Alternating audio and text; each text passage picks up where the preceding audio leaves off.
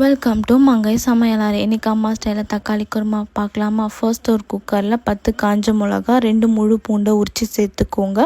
அப்புறம் 4-5 வெங்காயம், 7-8 தக்காளி சேர்த்துட்டு 3 அளவு தண்ணி ஊற்றிட்டு, அப்புறம் 1 ஸ்பூன் மஞ்சள்தூள், 1 ஸ்பூன் பெருங்காயத்தூள் போட்டுட்டு ஒரு 7-8 விசில் கிட்ட ஒரு ப்ரெஷர் கொடுத்து வச்சுக்கோங்க.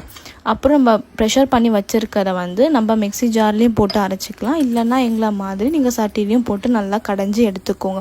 கடைஞ்சி முடித்தோன்னு நம்ம ஒரு தாளிப்பு கொடுக்கணும். குக்கரில் எண்ணெய் ஊற்றிட்டு 1 ஸ்பூன் கடுகு, 1 ஸ்பூன் லவங்கம் போட்டுட்டு, ஒரு கைப்பிடி ஃபுல்லாக கருவேப்பிலை, 1 ஸ்பூன் சோம்பு போட்டுட்டு, நம்ம ஆல்ரெடி கடைஞ்சி வச்சுருக்கோம்ல அது போட்டுட்டு, அப்புறம் ஒரு கிளாஸ் தண்ணி ஊற்றிட்டு நல்லா கொஞ்சம் நேரம் ஒரு 7-8 நிமிஷம் கிட்ட நல்லா கொதிக்க விட்டுறணும்.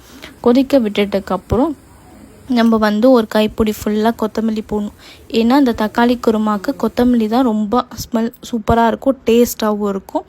அப்புறம் நம்ம சூடான இட்லி ஆர் தோசையோடு சர்வ் பண்ணால் நல்லாயிருக்கும். தேங்க்யூ ஃபார் வாட்சிங்.